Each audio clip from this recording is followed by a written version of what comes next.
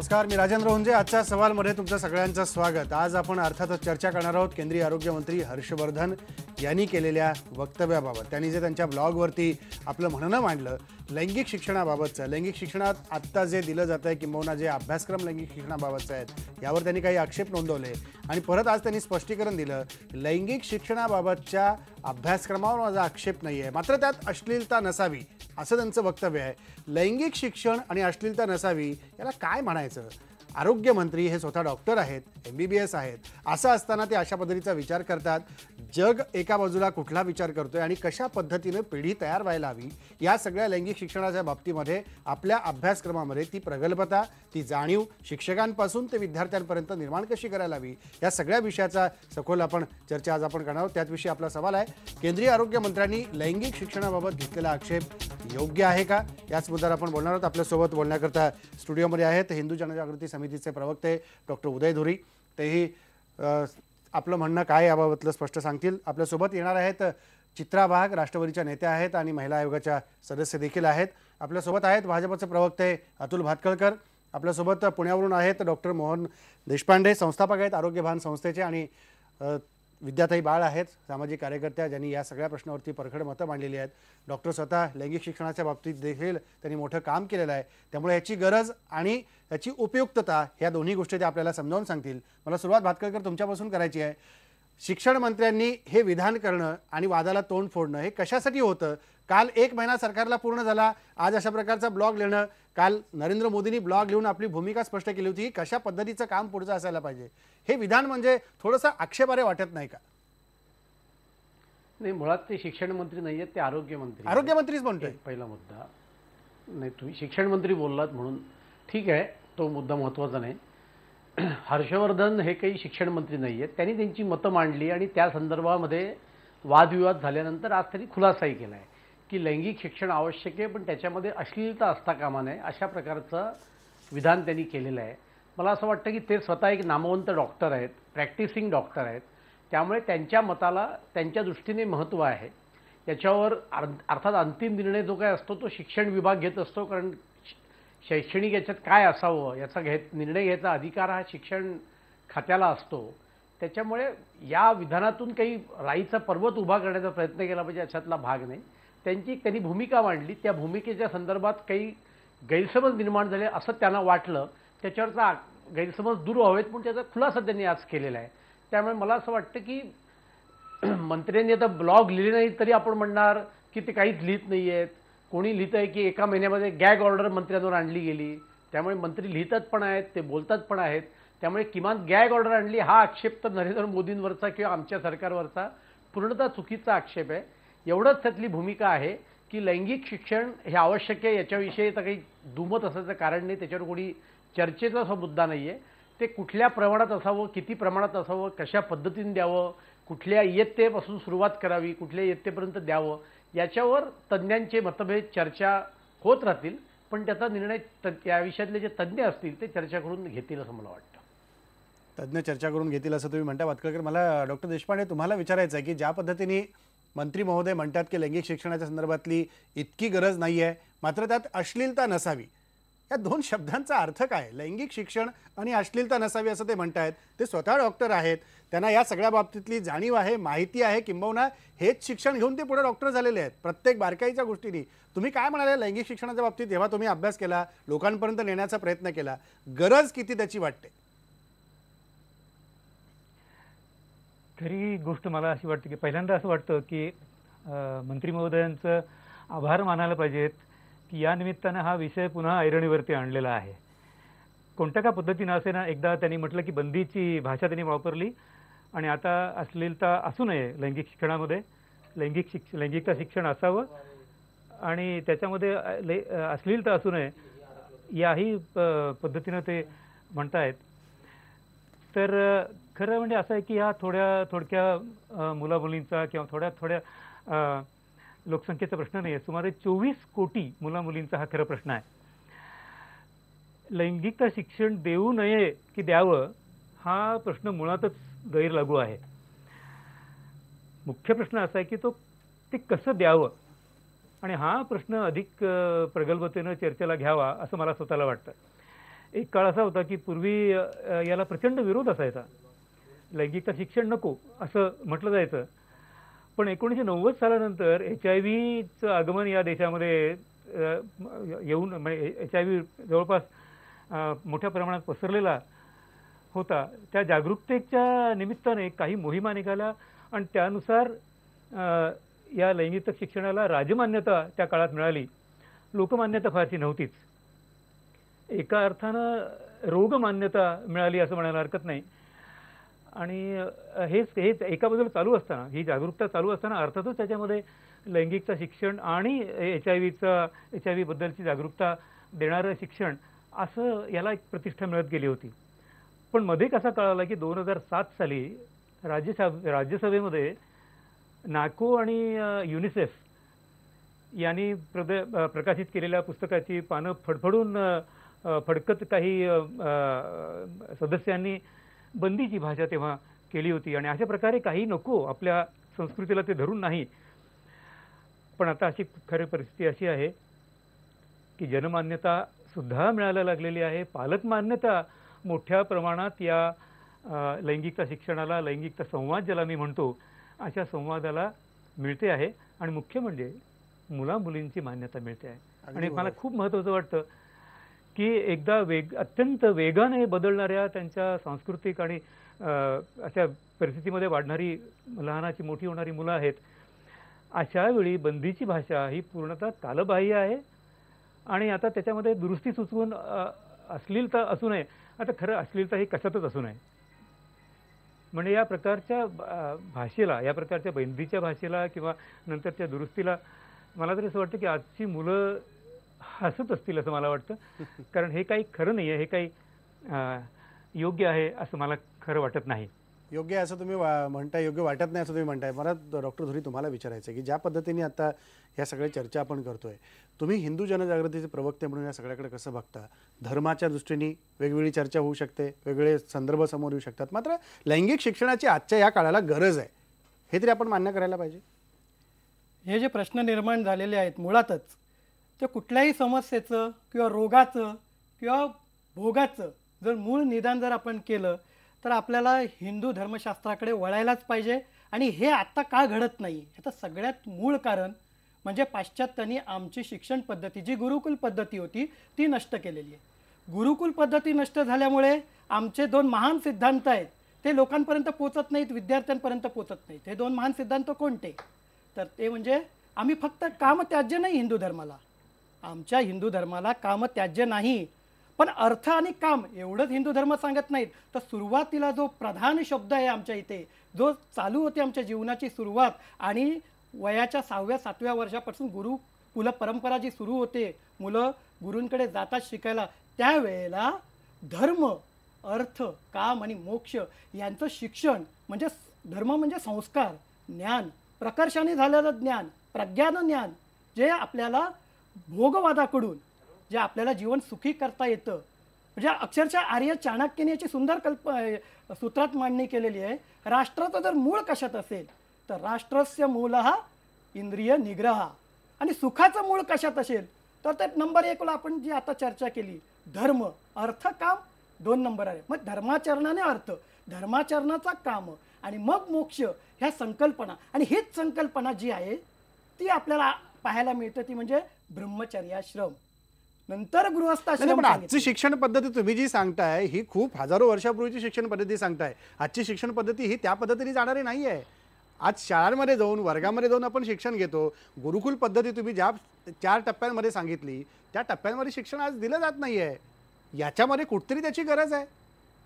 पहिली गोष्ट म्हणजे आपण जे म्हणतात ती शिक्षण पद्धती सांगितली जात नाही, हे 1947 सालापासून किंवा इंग्रजांपासून जे काही सुरू झालं त्याच्याही आधी आपल्याला जे आदर्श मानव निर्माण होत होते ते या संस्काराने निर्माण होत होते. तुम्ही संयम शिकवा प्रथम. तुम्ही वयाच्या 18 वर्षापर्यंत तुम्ही मतदानाचा अधिकार देता का? मत देता येतं मुलांना. 14 वर्षाच्या मुलाला मतदान करता येतं. इव्हन तुम्हाला ड्रायव्हिंग शिकायचं असेल, 14 वर्षाचा मुलगा कार चालवू शकतो, पण तुम्ही त्याला जे काही लायसन काढायला सांगता ते कधी काढायला सांगता? तुम्ही काहीतरी नियम घालून दिलेले आहेत, नियमाशिवाय तुम्हाला काही करता अगदी येत बरोबर. नाही. त्याच एक्झॅक्ट मुद्द्यावरती तुम्ही आलेला आहात की नियमाशिवाय काय करू नये. म्हणूनच सरकार म्हणते लैंगिक शिक्षण करायला पाहिजे, जेणेकरून त्यांच्या ज्ञानामध्ये भर पडत जाईल. त्यांना लैंगिक शिक्षण आणि अश्लीलता सरकार शिकवायला जात नाहीये. परत हे इथे गफलत होते. गफलत नाही होत आहे. तुम्ही गफलत बरोबर अशी मुद्द्याकडे होते. आलेला आहात.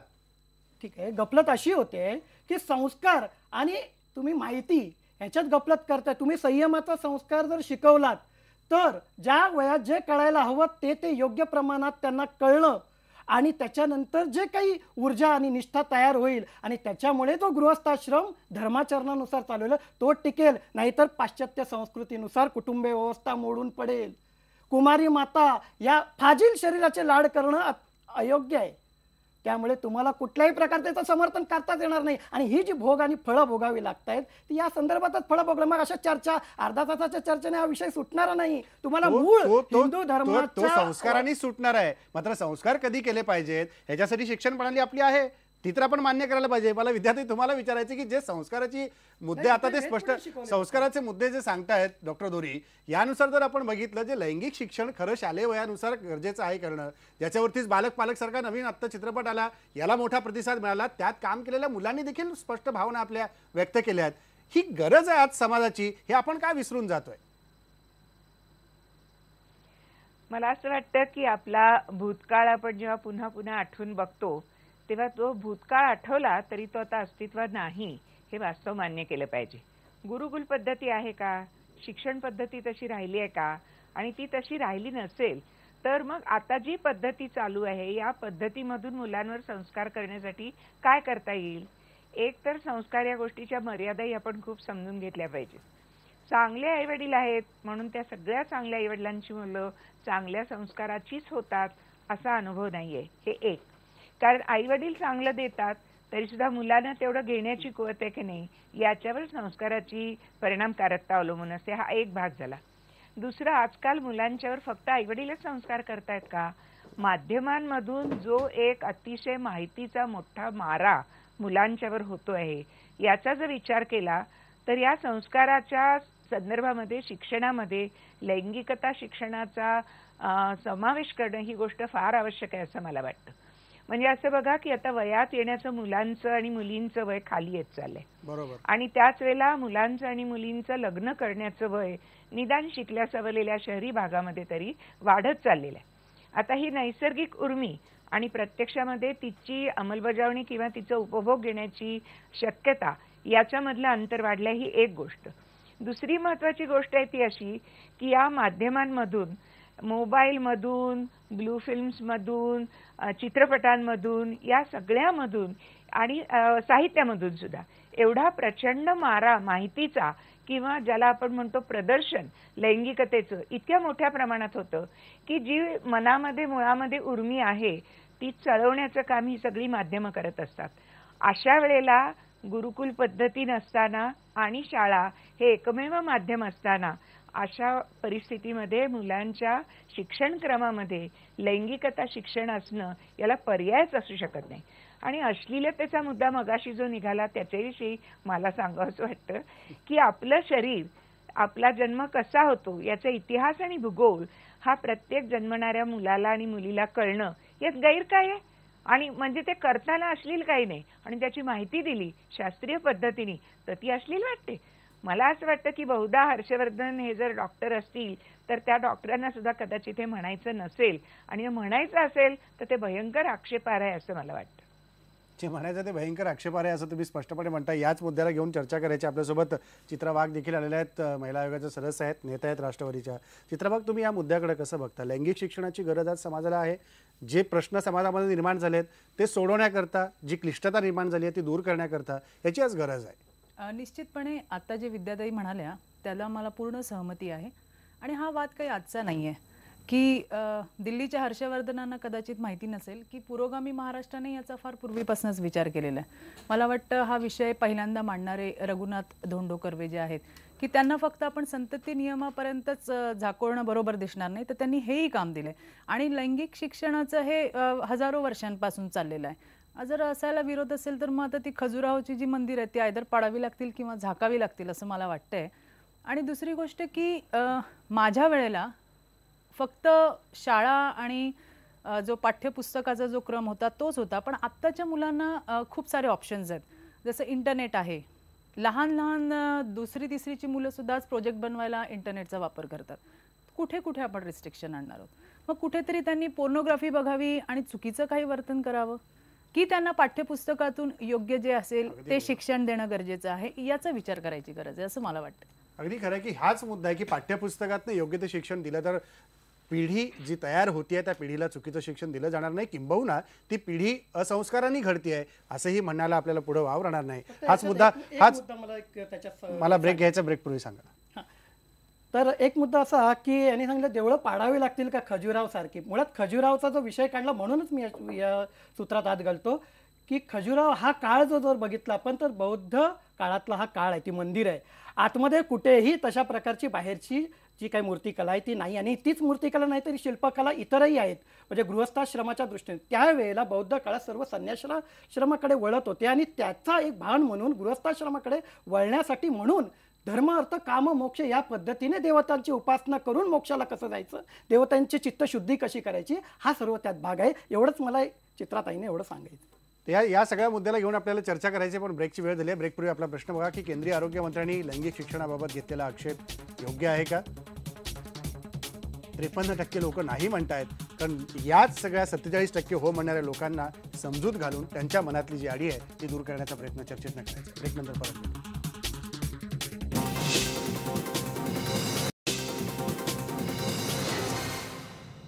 ब्रेकनंतर तुमचं सगळ्यांचं स्वागत. मला अतुल भातखळकर तुम्हाला विचारायचं की ज्या पद्धतीने आक्षेप काही आरोग्यमंत्र्यांनी या लैंगिक शिक्षणाबाबत घेतले, तर तो आक्षेप पाहता ते म्हणाले की अश्लीलता नसावी, पण नेमका अभ्यासक्रमात असावं तरी काय काय वाटतं तुम्हाला? कारण महाराष्ट्रामध्ये देखील युतीचं सरकार आलं तेव्हा लैंगिक शिक्षणाची सुरुवात इथे अभ्यासक्रमामध्ये आणली गेली. मनोहर जोशी मुख्यमंत्री होते. असावं तरी कसं लैंगिक शिक्षण आज या समाजाला जागृत करण्यासाठी? नाही, म्हणून मी सुरुवातीलाच म्हटलं की खरं तर हा तज्ज्ञांचा विषय आहे आणि याच्यावर अशी काही जाहीर चर्चा मला वाटतं करणं फार अवघड बाब आहे. आता डॉक्टर हर्षवर्धन हे स्वतः डॉक्टर आहेत, ते नामवंत डॉक्टर आहेत, प्रॅक्टिसिंग डॉक्टर आहेत. असं असताना त्यांनी ज्या अर्थी अशा प्रकारचं विधान केलं याचा अर्थ असा आहे की त्यांनी काही पाठ्यपुस्तकातून अशा प्रकारची उदाहरणं त्यांच्या डोळ्यासमोर आली असणार याची मला पूर्ण खात्री आहे. कारण प्रत्येक राज्यातली पाठ्यपुस्तकं वेगवेगळी असतात, प्रत्येक स्कूल बोर्डप्रमाणे सुद्धा ती वेगळी असतात. त्यामुळे त्यांनी अशा पद्धतीचं विधान करण्याला काय कारणीभूत गोष्टी झाल्या याचा खुलासा अधिक चांगल्या पद्धतीने ते करतील. पण मला वाटतं की इतक्या मोठ्या व्यक्तीने अशा पद्धतीची सूचना केल्यानंतर देशातले शिक्षण तज्ज्ञ जे आहेत यांनी याचा गांभीर्यपूर्वक विचार केला पाहिजे. भारतीय जनता पार्टीची भूमिका तुम्ही आता म्हटल्याप्रमाणे लैंगिक शिक्षणाच्या बाजूचीच आहे. ते शास्त्रीय पद्धतीचं शिक्षण दिलं पाहिजे, कारण जर का शिक्षण न घेता या त्या गोष्टींमध्ये कोणी गुरफटलं तर त्याचे वाईट परिणामसुद्धा भोगावे लागतील. आणि जसं मगाशी विद्यार्थ्यांनी म्हटलं की एकीकडे लग्नाचं वय वाढत चाललेलं आहे आणि त्याच वेळेला माहितीच्या या स्फोटामुळे अशा अनेक गोष्टी विद्यार्थ्यांना विद्यार्थिनींना अनेक मार्गाने उपलब्ध आहेत ज्याची माहिती त्यांना मिळू शकते. तर अशा वेळेला चांगल्या वैज्ञानिक दृष्टिकोन असलेल्या शिक्षणाची गरज आहे. फक्त ते शिक्षण देत असताना त्या शिक्षणाचा जो टोन आहे, टेनॉर आहे, हा या सर्व विषयामध्ये संयम ठेवूनच माणसाने, मग ती स्त्री असेल किंवा पुरुष असेल, यांनी वागण्याची आवश्यकता आहे. या अँगलमधूनच हे शिक्षण देण्याची गरज आहे. ही मात्र भूमिका नक्की असली पाहिजे. म्हणजे संयमाने प्रत्येकाने वागलं पाहिजे असं तुम्ही म्हणताय, मात्र तो संयम येण्याकरता म्हणूनच ते शिक्षणाची गरज आज इथे अपेक्षित आहे. खरं तर मी असं म्हटलं ते त्या शिक्षणामधनं ही गोष्ट सांगितली पाहिजे, एवढंच माझं म्हणणं आहे. चित्राताई, तुम्हाला काय वाटतं की शिक्षण दिलंच पाहिजे? जी संयमाची गोष्ट आता अतुल भातखळकर म्हणतात की शिक्षणाची गरजच आहे, त्याला त्यांना विरोध नाही आहे, मात्र ते संयम शिकावायला आपण शिकवलं पाहिजे. हेच तर मुळात हे शिक्षण आहे. बरोबर आहे, तुम्ही म्हणता ते. तुम्हाला थोडंसं सांगते मी की D.Ed आणि B.Ed जे शिक्षक घडवतात त्यांच्या अभ्यासक्रमामध्ये एक विषय आहे बाल मानसशास्त्र म्हणून. बरोबर. त्यामध्ये असं आहे की जर आपण त्या मुलांच्या शंकांचं निराकरण करू शकलो नाही तर ती मुलं त्याचे मार्ग शोधतात आणि मग हे चुकीचे मार्ग ती मुलं त्यांच्या हाताला लागतात. जी आजकालची जी पिढी आहे त्याच्याबद्दल समजण्याचं वय नाही. मग आता याच्यामध्ये सुधारणा आणणं हे आपलं काम नाहीये का? जर आपण तीच माहिती व्यवस्थित आणि चांगल्या पद्धतीत जर त्यांना त्या पाठ्यपुस्तकातून दिली किंवा त्या पद्धतीचं त्यांना शिक्षण दिलं तर मला वाटतं या घटना घडणार नाहीत.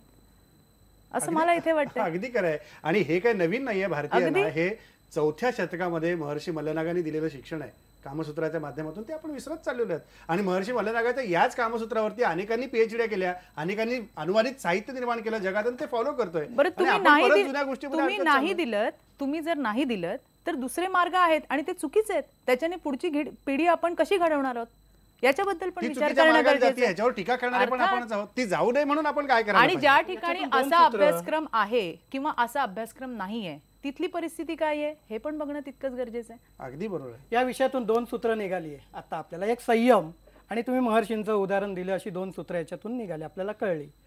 संयमाचा अर्थच काय मुळात, हा संयम शब्द कुठून आलाय, त्याची व्याख्या काय? यम, नियम, आसन, प्राणायाम, प्रत्याहार, ध्यान, धारणा आणि समाधी. संपूर्ण विश्व आता पातंजल योगशास्त्राकडे आकर्षित होत आहे. हे तर आपल्याला सर्वांनाच माहिती आहे. पातंजल योगशास्त्र म्हणजे मन, चित्त, बुद्धी, अहंकार यांच्या पलीकडे जे कैवल्य आहे, त्याच्याकडे बघण्याची जी दृष्टी आहे, त्याची जी काही पद्धत आहे, वैज्ञानिक दृष्टीने मांडलेली पद्धत आहे. आज हजारो लोक आणि पाश्चात्य, हे कामातूर झालेले पाश्चात्य, त्याचा अभ्यास करून भोगवादाकडून आनंदाकडे वाटचाल करत आहे, अशी संस्कृती आहे. त्याच्यातून हा संयम निर्माण झालेला आहे. आणि आम्हाला तोच म्हणायचा आहे, तो संयम या पातंजल योगशास्त्रातून, ज्ञानातून, आपल्याला लहान मुलं ब्रह्मचर्याश्रमातून, म्हणजे 7 ते वयोगट 17 पर्यंत आपल्याला जर संयम शिकवला, कशा पद्धतीने भोगवादाकडून आपण कैवल्याकडे गेलो, तर निश्चितपणे गृहस्थाश्रमात तो ताटमानेने जगू शकतो, राष्ट्राची इंद्रिय निग्रह करून उन्नती करू शकतो. ह्या सगळ्या गोष्टी पण लैंगिक शिक्षणामध्ये ते सांगितलेल्या आहेत सगळ्या गोष्टी. तेच तर अंतर्भूत करा असं सगळेजण म्हणतात. परत घपलत होते ते. तुम्ही शरीराशी जेव्हा संबंधित डॉक्टरांना, तुम्ही हर्षवर्धनांना, तुम्ही असं का म्हणताय डॉक्टर धुरी, तुम्ही असं का म्हणताय की लैंगिक शिक्षण हे फक्त शरीरापुरतं ह्याच्याशी संलग्नित आहे? पण तुम्ही जर ते शिक्षण व्यवस्थित दिलं तर त्या शिक्षणातून झालेली जागृती, योगाचा आधार घ्यायलाच पाहिजे तुम्हाला कुठल्याही तुम्ही येऊन तो सगळ्यांना सांगितलं पाहिजे. देण्यापूर्वी त्याला काहीतरी प्रॅक्टिस करावी लागते. आर्मीला बॉर्डरवर लढण्यापूर्वी त्याला प्रिकॉशन्स घ्यावे लागतात. तुम्ही प्रिकॉशन्स काय घ्यायच्या, मन, चित्त, बुद्धी, अहंकाराच्या प्रिकॉशन्स काय घ्यायच्या, मग शरीराचं शास्त्र सुरू होतं. MBBS मी किती वर्षाला शिकलोय तुम्ही सांगू शकता. तुम्ही पत्रकारात मला हास्यास्पद प्रश्न विचारायचा नाही इकडे, पण तरी पण लक्षात घ्या, ज्या वयाला जे शिक्षण आवश्यक असतं ते तुम्हाला मिळणार आहे. माशाला कोणी पोहायला शिकवत नाही. दुसरं म्हणजे नैसर्गिक ज्या काही गोष्टी असतात त्या तुम्हाला आपोआप कळतात. त्याचं मुद्दाम मी इथे विश्लेषण खोलात जाऊन करत नाही. ज्या गोष्टी ज्या वेळेला शिकायला पाहिजेत असं तुम्ही म्हणताय, मग त्याच गोष्टी लहान वयापासून का नाही शिकवायच्या? आज पिढी कितीतरी वय पुढे चालली आहे. आज आपलीच मुलं आपल्यापेक्षा 10 पाऊल पुढे जाताना दिसत आहेत. त्यांना त्याची जाणीव करून बघा, तुम्हाला किती रिझल्ट येतात ते बघा. आपली कुटुंब व्यवस्था का टिकली आणि कुटुंब व्यवस्था मोडकळीला का तिकडे आली? इकडे कुमारी मातांचं प्रमाण किती अल्प आहे. घडताय काही गोष्टी, पण तिकडे त्याला कारण काय आहेत? निश्चितपणे काय कारण आहेत त्याला सांगा. निश्चितपणे कारण आहेत त्याला की युनिव्हर्सल ह्या ज्या गोष्टी असतात त्या युनिव्हर्सल तुम्ही केल्यात, त्यामुळे गोष्टी घडल्या आहेत. आपण मी तुम्हाला जुन्या याच्यात अडकून पडतोय असं मला स्पष्ट वाटतंय. मला डॉक्टर मोहन देशपांडे तुम्हाला विचारायचं, मी येतो तुमच्याकडे. ज्या पद्धतीने आपण प्रत्येक जुन्या गोष्टीला अजूनही चिटकून राहिलेलो, आज समाज इतक्या प्रगतीने पुढे जातोय, नव्या तंत्रज्ञानाने पुढे जातोय, असं असताना जे मूल शिक्षण द्यायला हवं मुलांना योग्य आहे ते दिलंच पाहिजे. मात्र या सगळ्या संस्काराच्या गोष्टी आपण सांगत असताना लहान वयापासून जर याला या लैंगिक शिक्षणाची जोड दिली तर निश्चितपणे पिढी सुदृढ होणार नाही, पिढी संस्कारित होणार नाही. या बाबतीमधून एकतर मला असं वाटतं की एका बाजूला तो एक ऐतिहासिक पौराणिक अशा प्रकारचा दृष्टिकोन इथे मांडला जातोय. मला असं वाटतं की काळाला अनुसरून एक आधुनिक आणि अतिशय सुयोग्य अशा प्रकारची भूमिका मला मांडावीशी वाटते. हा विषय जो आहे तो लैंगिकता शिक्षणाचा विषय जो आहे तो खरं म्हणजे व्यापक अर्थानं नातेसंबंधाचा विषय आहे. आणि आपला श्वास जेवढा सहज आहे इतका महत्त्वाचा आहे, तेवढंच आपल्या संबंध जीवनाला गवसणी घालणारी लैंगिकता आणि त्या लैंगिकतेबद्दलची योग्य जाणीव अशी निर्माण होण्याची तेवढीच गरजेची आहे आणि तेवढीच सहजपणे ते होण्याची गरज आहे असं मला वाटतं. 4 कारण आहेत त्याला. एक मला असं वाटतं की एक तर असं की जगण्याची एकूणच गुणवत्ता ही वाढायला पाहिजे आणि जी नातेसंबंधांच्या समृद्धीवरती अवलंबून आहे. दुसरी गोष्ट मला महत्त्वाची वाटते ती म्हणजे जर व्यवस्थितपणे या प्रकारची व्यवस्थितपणे जाणीव शास्त्रीय पातळीवरती निर्माण झाली तर त्या संदर्भातले जे घातक परिणाम जे होऊ शकतात ते होणार नाहीत शरीरावरती आणि मनावरती दोन्ही, बरं का. आणि त्याच्यामध्ये HIV आणि अवांछित गरोदरपण वगैरे या सगळ्या गोष्टी आल्यात. तिसरी गोष्ट मला महत्त्वाची वाटते की पूर्ण भान येणं शरीराचं, मनाचं आणि त्यानुसार निर्णय क्षमता ही व्यवस्थितपणे वाढीस लागणं, योग्य होणं, या तिसऱ्या कारणासाठी मला या लैंगिकता शिक्षणाचं महत्त्व वाटतं. आणि चौथी गोष्ट मला असं वाटतं की या तरुण तरुणींचा, मुलामुलींचा हा अधिकार आहे, मूलभूत अधिकार आहे, असं मला स्वतःला वाटतं. आणि हे या सगळ्या चारही कारणांना धरून, काळाला अनुसरून आणि आजूबाजूच्या परिस्थितीचा रेटा या मुलामुलींच्यावरती एवढा प्रचंड आहे, त्याचबरोबर या प्रकारच्या माहितीचा आधार ही मुलं मागत आहेत, योग्य पद्धतीची माहितीचा आधार मागतायत. ही सत्य परिस्थिती बाजूला करून कुठल्या तरी ऐतिहासिक आणि पौराणिक काळामध्ये राहून या सगळ्या गोष्टींचा भ्रम निर्माण करणं, याला काही अर्थ नाही असं मला वाटतं. आपल्या देशामध्ये, आपल्या समाजामध्ये विविध वास्तवता स्वीकारा, भ्रम म्हणू नका. वास्तवता स्वीकारा. 40-50 वर्षाचा तुमचं शिक्षण म्हणजे काही नाहीये. तुम्ही आरोप करतात, तुम्ही भ्रम करतात, दिशाभूल करतात. हा भ्रम नाहीये. तुम्ही भ्रमातून बाहेर या. एक तर अशी गोष्ट आहे की आज जो काळ आहे, या काळामध्ये मगाशी विद्याताईंनी सांगितलं आणि अनेक वक्त्यांनी सांगितलं की माध्यमांचा, इंटरनेटचा आणि विविध प्रकारे कानावरती, मनावरती आदळणाऱ्या विपरीत आणि विचित्र प्रकारच्या माहितीचा प्रचंड आघात या मुलामुलींवरती होतो आहे. आणि या मुलामुलींच्या हातामध्ये पडलेल्या विविध प्रकारच्या माध्यमांचा, ते मोबाईल सारख्या माध्यमांचा किती बंदी घालणार तुम्ही, किती आवर घालणार? याच्या ऐवजी समजा या माध्यमातून समोर येणाऱ्या भयंकर माहितीच्या, विपरीत माहितीचा सामना कसा करावा, याचं शिक्षण मुलामुलींना मिळालं तर ती मुलं नक्कीच जबाबदारीने वागतील. मग त्यानंतर मग हा प्रश्न येणारच नाही की संयमाचा वेगळा काही मूल्य शिक्षणाचा वेगळा काहीतरी प्रयत्न करावा, संयमासाठी वेगळी काहीतरी बंधनं घालावीत, असा प्रश्नच येणार नाही.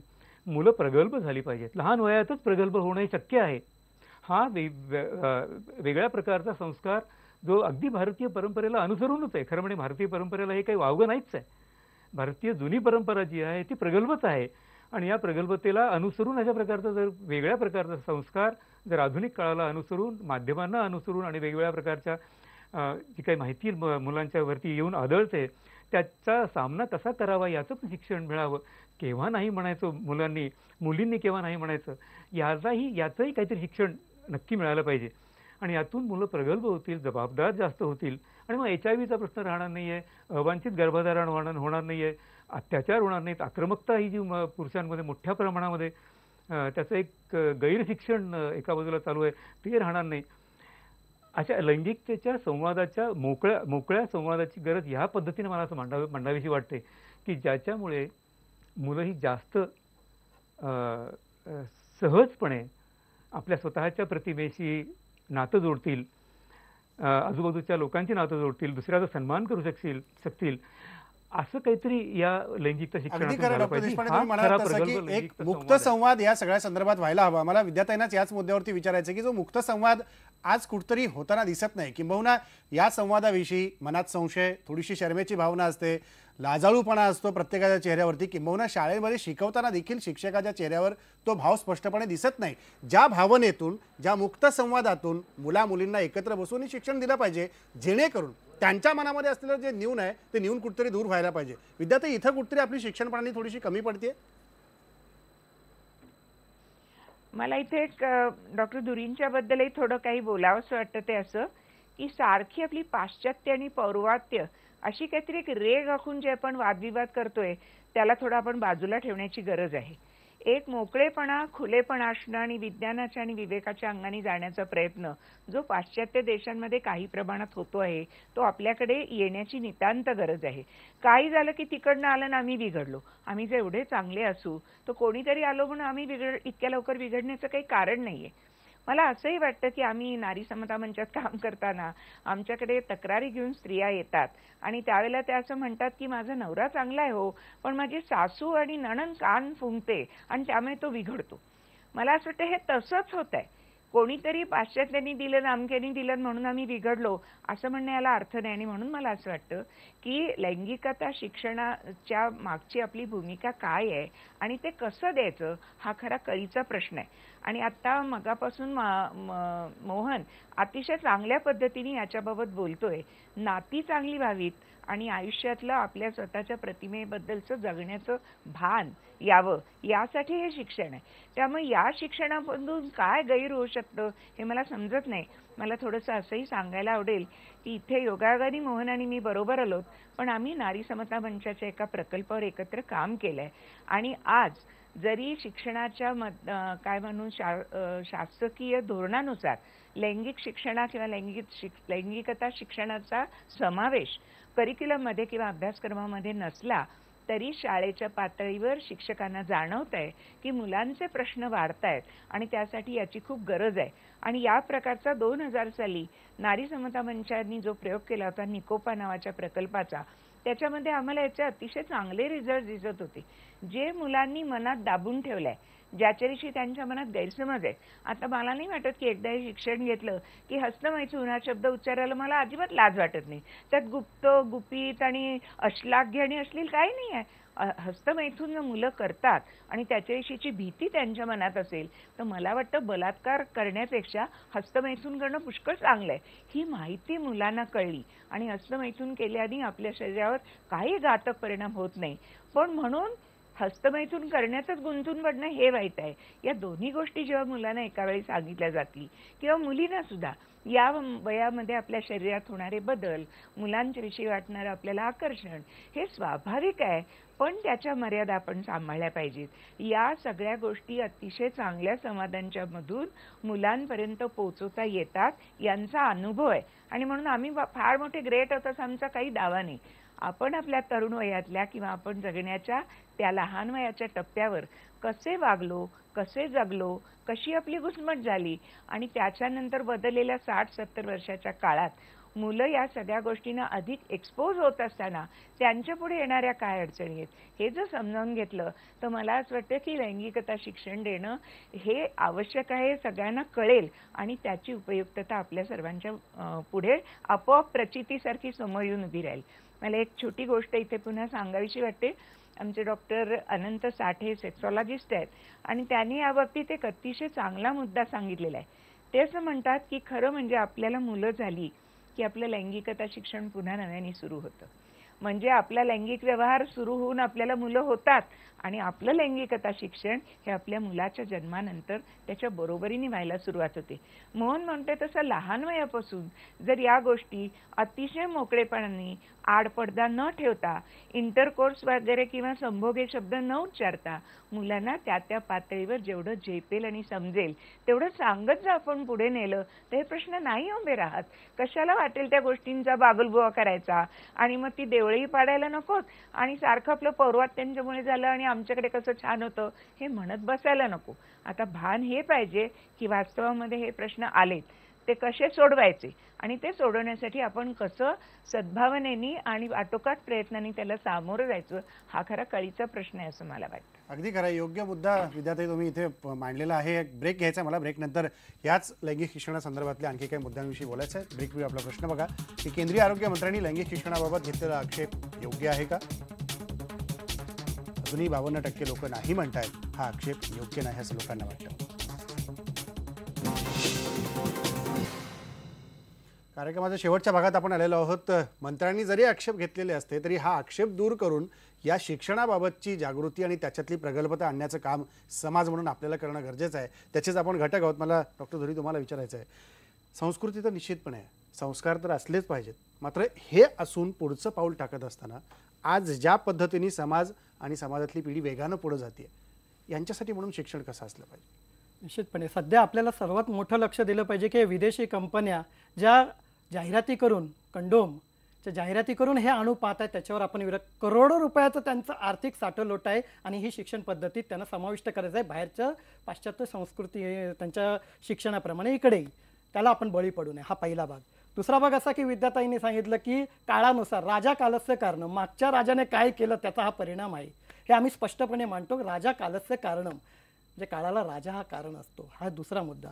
तिसरा असा मुद्दा आहे की मागे अशीच एक शिक्षणाच्या दृष्टीने काहीतरी त्या मासिक पाळीच्या ज्या गोळ्या आहेत 72 तासात लोकांनी हजारोच्या संख्येने घेतल्या आणि नंतर ब्लिडिंग व्हायला लागलं, गायनाकोलॉजिस्ट फुल झाले. हा सगळे हाकार माजला भारत देशात आणि मग ते बंद करावं लागलं. तर अशा तऱ्हेने तुम्ही एक जर काढायला गेलात आणि विदेशात लोकांच्या पाश्चात्यांच्या आहारी जर गेलात तर मोठा धोका निर्माण होतो. आणि उपायांच्या दृष्टीने जर बघायचं झालं तर हिंदू जनजागृती समितीचं नेहमी एकच उद्देश आहे की धर्मशिक्षण वर्ग ठिकठिकाणी सुरू केली पाहिजे. अगदी घराघरात प्रत्येकाने धर्माच्या शिक्षणाची आवश्यकता. आणि हिंदू संस्कृती ही जीवनाशी अत्यंत निगडीत आहे. मुळात ती जीवन पद्धती आणि संपूर्णपणे धर्माचरणाच्या आधारावर आपण ते टाळा असं म्हणतच नाही कुणाला, पण ते टाळा असं म्हणत नाही, ते तर पाहिजे. पण शिक्षण व्यवस्थेमध्ये बदल करत असताना त्याची जागृती कशी केली निश्चित हठयोगात हा आमचा मार्ग सांगितलाच, पण तो केव्हा त्याचा काहीतरी काळ निश्चित केलेला आहे. हठयोगाचं शिक्षण कधी दिलं पाहिजे, यम नियम आसन प्राणायाम प्रत्याहार. प्रत्याहार म्हणजे विषयांपासून, जेव्हा प्रत्याहार म्हणजे विषयांपासून वेगळं होणं, तो कितव्या टप्प्यावर आहे, तो 6व्या-7व्या टप्प्यावर आहे. तेव्हा ते शिक्षण कधी दिलं पाहिजे याचाही शासनाने विचार केला पाहिजे. याचाही शासनाने विचार केला पाहिजे असं तुम्ही म्हणता. मला चित्रातही तुम्हाला विचारायचं, तुम्ही महिला आयोगात काम करता, दरम्यानच्या काळात अनेक ज्या दुर्दैवी घटना घडल्या त्या जाऊन तुम्ही भेटी दिलेल्या आहेत. महिला आयोगाने याच्यात काय पावलं उचलली पाहिजेत, खास करून या कार्यशाळेच्या संदर्भात, शिक्षकांच्या संदर्भात असेल, मुलींच्या संदर्भात असेल, किंवा ज्या 24 कोटी मुलांचा मुद्दा डॉक्टर देशपांडेंनी उपस्थित केला त्यांच्या संदर्भात असेल? निश्चितपणे मी या मुद्द्याकडे येईन, पण त्याच्या आधी मी सांगेन की मगाशी जे विद्याताई बोलल्या किंवा जे डॉक्टर साहेबांनी जे सांगितलं त्याला अगदी पूर्ण सहमती आहे की संवाद एक जो व्हायला हवा तो होत नाहीये. मला आठवतंय की जेव्हा माझा मुलगा लहान असताना मला म्हणायचा की आई मी कुठून आलो, तर मी त्याला सांगायचे अरे हॉस्पिटलमध्ये रांग लावून तुला मी आणलं, किंवा तुला आधी म्हणायचे भाकरीच्या तुकड्यावरती तुला आणलं, की आपण हे नाही मुलांना सांगू शकायचो. पण आपण हे कुठपर्यंत अटकाव करणार आहोत. तो जेव्हा 3-4 वर्षाचा झाला, 5 वर्षाचा झाला, तेव्हा चॅनलच्या माध्यमातून असेल, इंटरनेटच्या माध्यमातून असेल, या गोष्टी पुढे आल्या. अर्थात संवाद तिथे होत नाहीये. आणि दुसरी गोष्ट मी म्हणते की लैंगिक शिक्षण, मोरॅलिटी, कल्चर, म्हणजे लैंगिक अभ्यासाला जो विरोध करणार आहेत, हे सगळ्या तिघांची खिचडी करून मला वाटतं समोर आणतात. असं मला वाटतं की ज्या भारतभूमीमध्ये राम जन्माला आला त्याच ठिकाणी स्वतःच्या भावाची बायको पळवणारा बाली सुद्धा जन्माला आलेला आहे. मग आता मला राम व्हायचंय की बाली व्हायचंय, हा जेव्हा प्रश्नचिन्ह माझ्यासमोर येतो तेव्हा शिक्षणच असं आहे की जे मला सांगतंय की नाही, मला बाली नाही, मला रामच व्हायचंय. आणि त्यासाठी अशा पद्धतीचं, हे एक उदाहरण दिलं तुम्हाला मी, अशा पद्धतीचं शिक्षण देणं हे अतिशय गरजेचं आहे. शिक्षकांच्या कार्यशाळा होणं गरजेचं आहे. त्यांना सांगणं गरजेचं आहे की तुम्ही मुलांशी कसं याबाबत इंटरॅक्शन करायला पाहिजे. तुम्हाला आठवण करून देईन, वाटेवरती काचाग म्हणून एक खूप चांगला असा शो यायचा, आम्ही तो ऑर्गनाईज केला होता, मुलं आणि मुली दोन्ही एकत्र. परंतु तुम्हाला सांगते की ज्या वेळेला आम्ही प्रतिक्रिया विचारायचो त्यावेळेला मुली काहीच बोलायच्या नाहीत. मग नंतर आम्हाला मुलांना बाहेर काढून ज्या वेळेला मुलींना आम्ही बोलतो गेलो त्यावेळेला त्या बोलायला लागल्या. याचा अर्थ कुठेतरी त्यांना शिक्षणाच्या माध्यमातून या सगळ्या गोष्टींचं जर आपण ज्ञान दिलं तर मला वाटतं पुढची पिढी जी आहे ती सशक्त भारत घडवू शकेल, चांगल्या पद्धतीने पुढची वाटचाल करू शकेल. आणि हे फार गरजेचं आहे, मला यात काही गैर वाटत नाही. अगदी खरं. जनजागृती समितीने बालसंस्कार.com हे आपण सुरू केलेलं आहे. आपण जर अवश्य भेट लहान मुलांनी दिलं आणि पालकांनी दिलं तर याचा सगळा उलगडा आपल्याला निश्चित होईल. त्याच्यामध्ये होईल. मला शेवटी विद्यार्थी तुम्हाला विचारायचं की या सगळ्या गोष्टींपर्यंत आपण आलो, मगाशी काही चांगली उदाहरणं तुम्ही याच्यात स्पष्टपणे सांगितली. आज पिढी इतक्या वेगाने पुढे जाते, जी लहान मुलं आहेत, आपण 5 वर्षापासून जर पाहिली तर आतापर्यंत ज्याला प्रौढ वय म्हणतो आपण, 15-16च्या पुढे गेल्यानंतर, 18पर्यंत गेल्यानंतर, ही सगळी जी पिढी आहे ती वेगानं पुढे जाताना दिसते. प्रत्येकांच्या जवळ काही ना काही साहित्य आहे. आज टॅबसारखे वस्तू हातात उपलब्ध आहेत, तंत्र उपलब्ध आहे, मोबाईलसारख्या वस्तू आहेत, इंटरनेट आहे. लहान मुलांना कार्टूनसारख्या गोष्टी समोर टीव्हीवर दिसत आहेत, त्यातले संवाद याच्यावर त्यांच्या मनावर निश्चितपणे परिणाम होतोय. मुळात शिक्षकांपर्यंत जाण्यापूर्वी पालकांनीच जर ही भूमिका प्रगल्भतेने बजावली तर ह्याचं शिक्षण अधिक दृढ होत जाईल.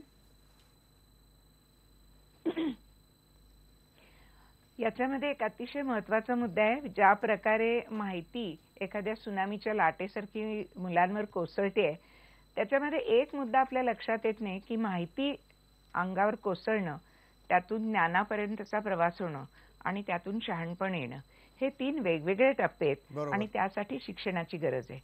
ज्या विज्ञान युगामध्ये आपण आहोत, या विज्ञान युगामध्ये त्याचा विचार न करता धर्माच्या किंवा परंपरेने सांगितलेल्या गोष्टींवर जर आपण अधिक भर दिला तर मला पुन्हा इथे कोल्हापूरच्या अंबाबाईचं उदाहरण द्यावंसं वाटतं.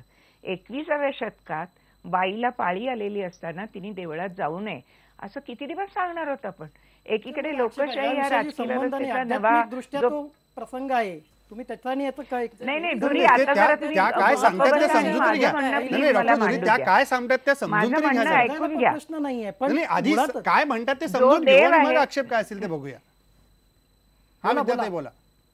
निदान ऐकण्या एवढा संयम तरी तुम्ही दाखवा. संयम आहे, पण तुम्ही डॉक्टर धुरी त्यांना बोलू द्या. विद्यार्थी बोला. खरी गोष्ट अशी आहे की मी स्वतः देव मानत नाही, पण देव मानणाऱ्यांना माझा काही आक्षेप नाही. त्यांना काय देवाकडून घ्यायचं द्यायचं असेल ते त्यांनी करावं. पण जे लोक देव मानतात त्यांच्या मते मानवाचं शरीर हे जर देवानीच घडवलेलं असेल तर त्या शरीरामधून बाईला येणारी पाळी हा एक देहाचा धर्म आहे. या पाळीमधूनच पाळीच्या संदर्भामध्ये बायांना अपवित्र ठरवणारे लोक हे जन्माला आलेले आहेत. ज्यातून आपण जन्माला आलो त्याला अपवित्र ठरवता म्हणजे तुम्ही मानणाऱ्या देवाचाही अपमान करता असं माझं स्वच्छ म्हणणं आहे. आणि म्हणून पाळीच्या काळामध्ये बाईला अशुद्ध अपवित्र ठरवणं हे विज्ञानाच्या युगामध्ये इतकं मूर्खपणाचं आहे. आणि त्याला उगीच धार्मिक कारण देऊन आपण देवळांमध्ये स्त्रियांना जायला बंदी करायची, देवीच्या देवळातही जायला बंदी करायची आणि देवासला पुजारी नेमतानाही स्त्री पुजारी नेमायचे नाहीत, हा दादांत मूर्खपणा आहे विज्ञान युगामधला. असं माफ करा, मला जरा कठोरपणाने बोलावंच वाटतं. दुसरी महत्वाची गोष्ट आहे ती अशी की लैंगिकतेचं शिक्षण हे ज्यावेळेला आपण देतो त्यावेळेला आपण आपल्या शरीराचा सन्मान हा शिकवतो आणि त्याच्याबरोबरच लोकशाहीमधलं जे स्वातंत्र्य, समता आणि प्रेम ही जी 3 मूल्य आहेत, ही मूल्य जर आपल्या मनामध्ये भिनलेली असतील तर माझं स्वातंत्र्य, माझा सन्मान याबरोबर दुसऱ्याचं स्वातंत्र्य आणि दुसऱ्याचा सन्मान ही भूमिका पुरुषांच्या मनामध्येही रुजायला हवी. आणि मग जी मुलगी माझी नाही, जिची इच्छा नाही माझ्याबरोबर संभोग करण्याची, तिच्यावर बलात्कार करण्याचं घाणेरडं कृत्य सुद्धा पुरुष करणार नाहीत. आणि हे करायला त्यांनी प्रवृत्त होऊ नये यासाठी लैंगिक शिक्षणाचं खरं म्हणजे वैज्ञानिक दृष्टिकोनातून मुलांच्या पर्यंत, शिक्षकांच्या पर्यंत, पालकांच्या पर्यंत संदेश जाणं अत्यंत महत्वाचं आहे. म्हणजे मला याला कोणी विरोध करतो याचं जरा आश्चर्य वाटतं. आणि भातखळकरांच्या मांडणीबद्दल मला पूर्ण आदर आहे, पण भातखळकर मला एवढं एकच सांगावंसं वाटतं की मीही डॉक्टर हर्षवर्धन यांना अजिबात ओळखत नाही, पण मगाशी माझं आणि मोहनचं बोलणं झालं आणि आपलाही अनुभव आहे.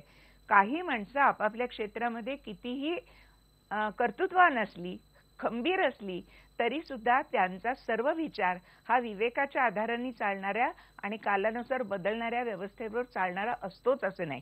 त्यापैकी हर्षवर्धन आहेत की नाही मला माहित नाही, पण या फील्डमध्ये काम करताना अनेक डॉक्टरांचा सुद्धा लैंगिक शिक्षण देण्याला विरोध आहे हा आमचा अनुभव आहे.